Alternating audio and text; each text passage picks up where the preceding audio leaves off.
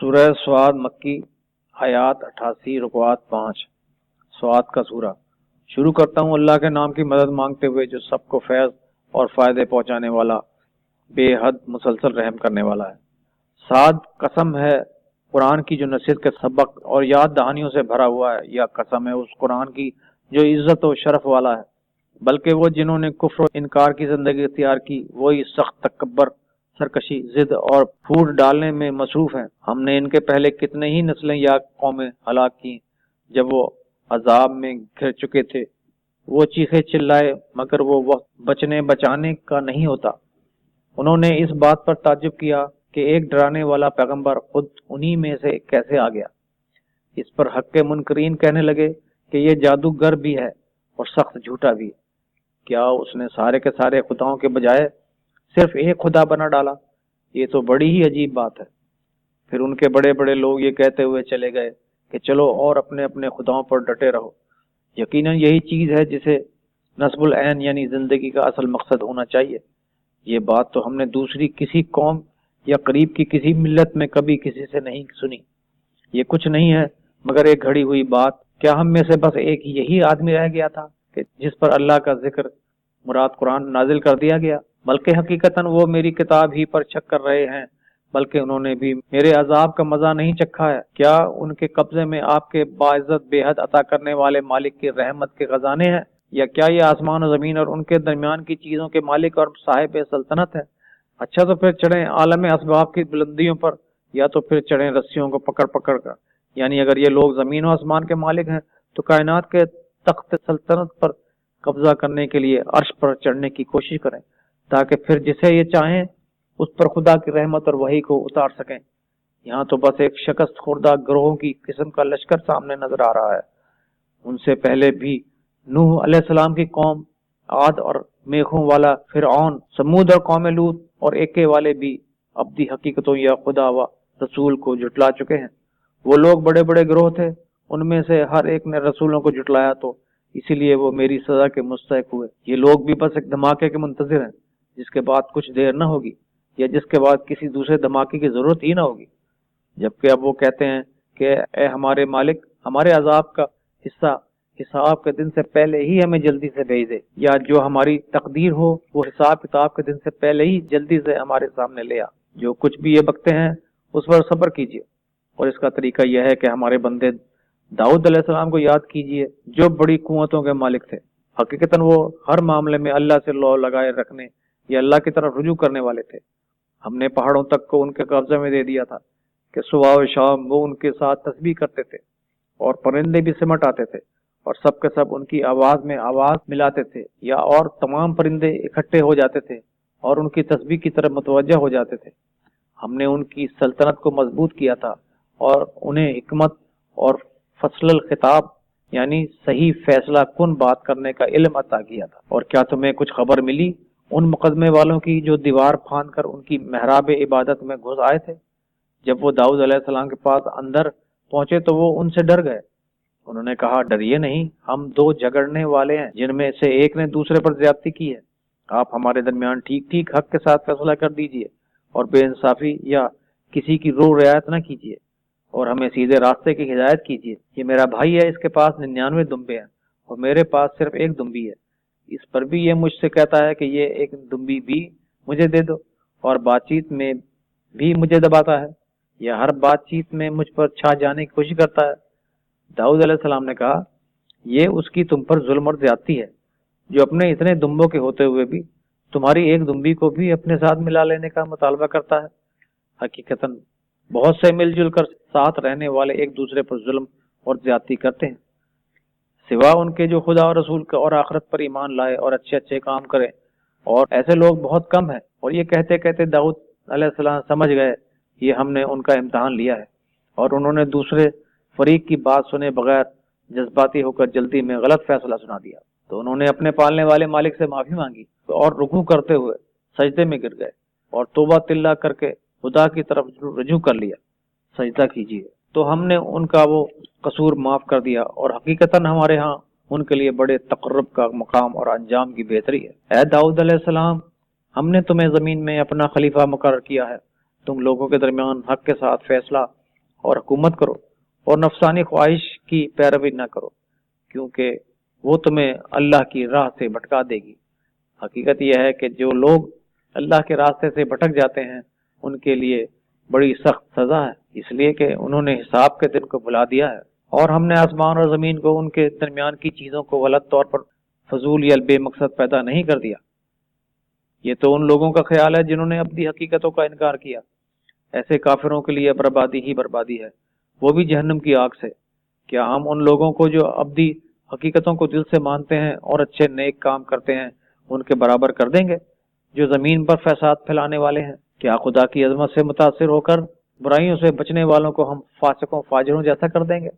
یہ وہ کتاب ہے جو اس برابری کی نفی کرتی ہے، جسے ہم نے اتارا ہے وہ بڑی برکت والی ہے، تاکہ یہ لوگ اس کی آیتوں پر غور کریں اور تاکہ عقل والے نصیحت اور سبق حاصل کریں۔ اور داؤد علیہ السلام کو ہم نے سلیمان علیہ السلام جیسا بیٹا عطا کیا، وہ بہت ہی اچھے بندے تھے، کثرت سے اپنے پالنے والے مالک کی طرف لو لگا کر رجوع کرنے والے۔ جب شام کے وقت ان کے سامنے خوب سجائے ہوئے تیز رفتار گھوڑے معائنے کے لیے پیش کیے گئے تو انہوں نے کہا، میں نے اس مال اور گھوڑوں کی محبت کو اپنے رب کی یاد کی وجہ سے اختیار کیا ہے، اپنی بڑائی کی خاطر نہیں۔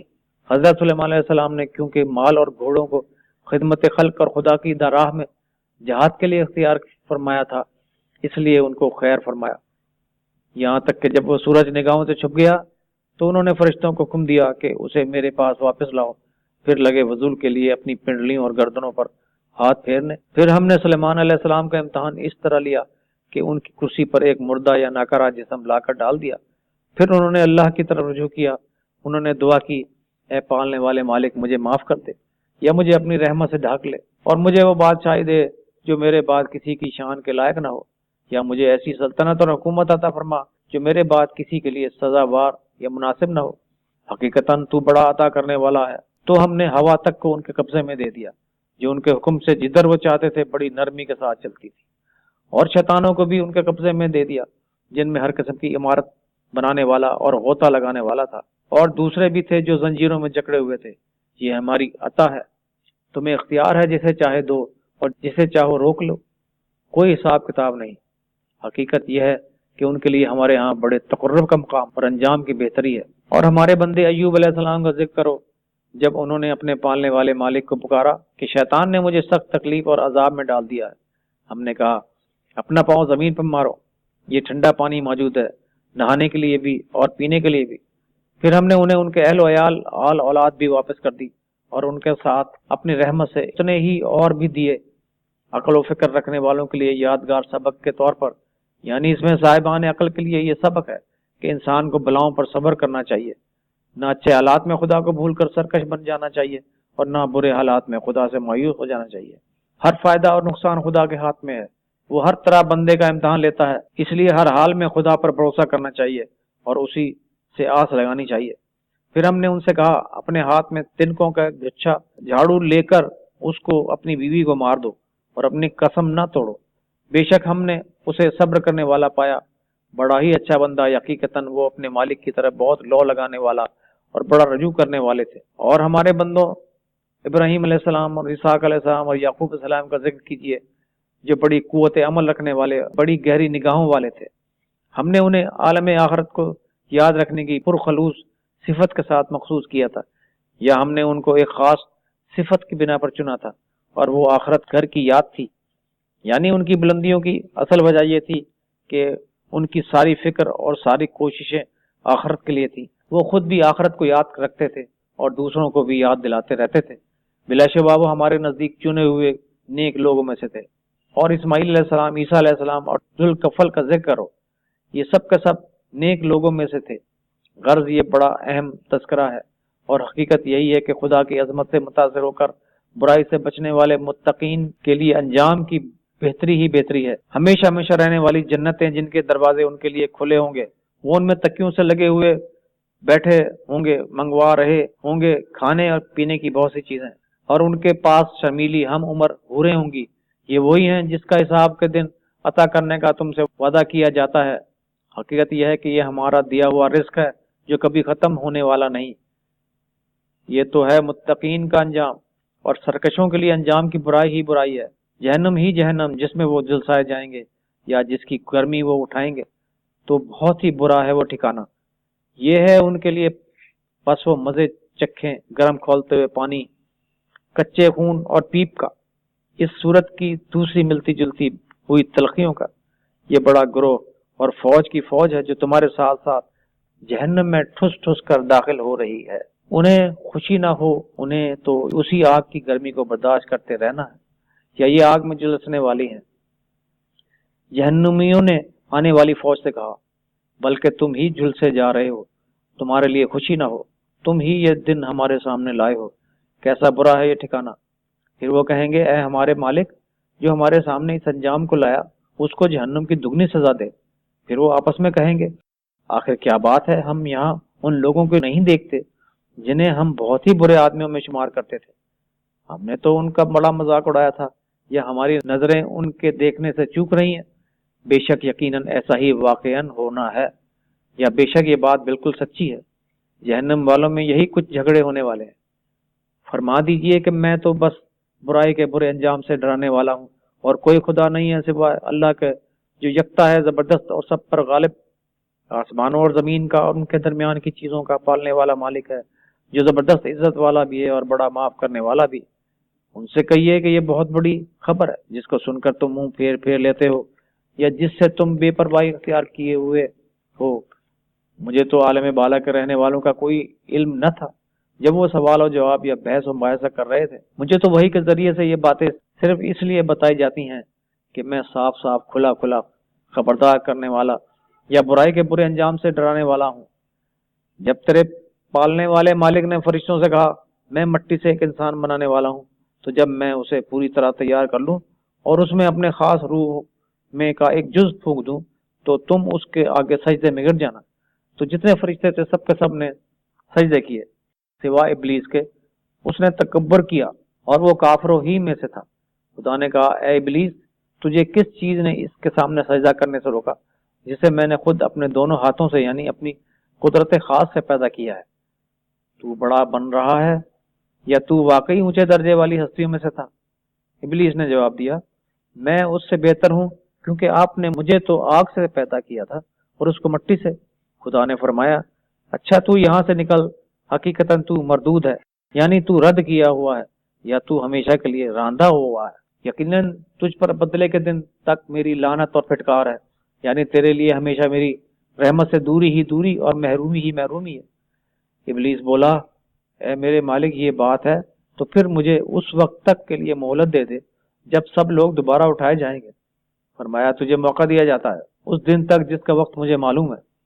ابلیس نے کہا، تیری عزت کی قسم، میں ان سب کو گمراہ کر کے رہوں گا سوا تیرے خالص نکھارے ہوئے بندوں کے۔ ارشاد ہوا کہ پھر یہ بھی حقیقت ہے، اور جو حقیقت ہوتی ہے وہی میں کیا کرتا ہوں، کہ میں جہنم کو لازمی طور پر تجھ سے اور ان سب لوگوں سے بھر دوں گا جو تیری پیروی کریں گے۔ کہیے کہ میں تم سے اس پیغام کے لانے پر کوئی معاوضہ نہیں مانگتا، اور نہ میں زبردستی کی بناوٹی باتیں کرنے والوں میں سے ہوں۔ یہ قرآن نہیں ہے سوا تمام جہان والوں کے لیے نصیحت اور ہدایت، اور تھوڑی سی مدت امتحان کے بعد تمہیں خود اس کا حال معلوم ہو جائے گا، یعنی موت کے دروازے پر پہنچتے ہی تمہیں پتہ چل جائے گا کہ حقیقت وہی ہے جو میں بتا رہا ہوں۔